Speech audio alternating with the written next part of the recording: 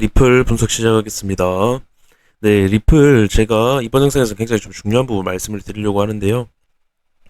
리플 제가 해당 구간에서 급락이 나올 거다 말씀을 드릴 때 해당 구간에 갭을 메꿨기 때문에 오히려 더 큰 하락이 나올 거고 급락의 형태가 나올 거다. 그리고 이 어떤 상승은 더 큰 하락을 하기 위한 힘모기 과정이라고 말씀을 드리면서 300원대까지 가는 굉장히 강한 하락 시그널이라고 말씀을 드렸는데요. 그 과정 속에서 하락을 만들 때 헤드앤숄더에 대한 부분이 있었습니다.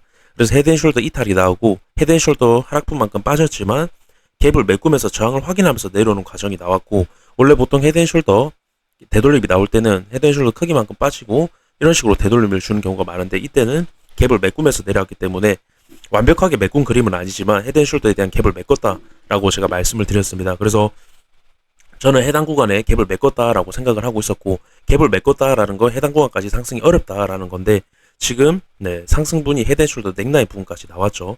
그래서 해당 구간 이런 식으로 저는 메꿨다고 생각을 했지만, 만약 제가 메꾼 이 부분이 완벽하게 메꿔지지 않고 갭이 남아 있었다라고 한다면 해당 구간의 상승은 고점일 확률이 굉장히 높습니다.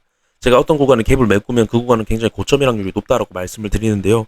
지금 만약 제가 생각했던 이 어떤 계단식으로 메꾸는 그림, 저항을 확인하는 과정이 완벽하게 메꿔지지 않은 그림이라고 한다면, 이번 상승, 지금 헤드앤숄더 넥라인에 대한 부분에 저항이 굉장히 강하게 작용이 되고 있는데요.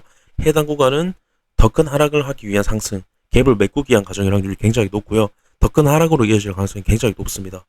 그래서 제가 어떤 구간에 갭이 있다라고 말씀을 드릴 때, 갭이 있을 때는 찐반등과 비슷한 형태로 간다, 어떤 호재로라든지 비트의 상승이라든지 굉장히 강한 형태로 메꾸는 그림이 많다라고 말씀을 드리는데요.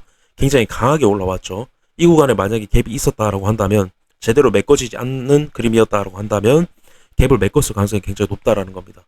고점일 확률이 굉장히 높다라는 거고요. 굉장히 위험한 움직임이라고 말씀을 드릴 수가 있겠습니다. 네, 제가 추가적으로 좀 중요하게 말씀을 드리고 싶은 건, 아까 앞부분에서도 말씀을 드렸지만 헤드앤숄더 넥라인 이탈에 대한 갭을 완벽하게 메꾸는 그림은 아니었다라는 겁니다.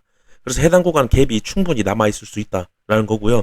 해당 구간 충분히 갭 메꾸기일 가능성이 있다라는 겁니다. 그 부분 좀 강조를 드리고 싶습니다. 네, 마지막으로 추가적인 부분 좀 말씀을 드리면요.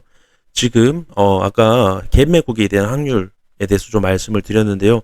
그 부분이 확률이 높은 이유에 대해서 단기적인 부분을 통해서 좀 말씀을 드리면, 이전에 굉장히 가파르게 어떤 추세들, 단기 추세들 다 깨면서 굉장히 가파르게 올라왔습니다. 근데 헤드앤숄더 넥라인 터치 이후에 강한 저항이 작용이 되면서 단기 추세들이 꺾이고 있다라는 겁니다. 굉장히 강한 저항이 작용이 되고 있다라는 거고, 해당 구간에서도 갭 메꿨을 때 굉장히 강한 저항이 나왔었습니다. 지금 굉장히 좀 흡사한 부분이라고 말씀을 드리고 싶고요. 그래서 이 구간 제 관점대로 갭 메꾸기라고 한다면 굉장히 생각보다 빠르게 하락에 대한 부분이 형성이 되면서 추가적으로 이전보다 더 큰 하락이 나올 가능성이 높습니다. 그 부분 좀 말씀을 드리면서 영상 마무리하도록 하겠습니다. 감사합니다.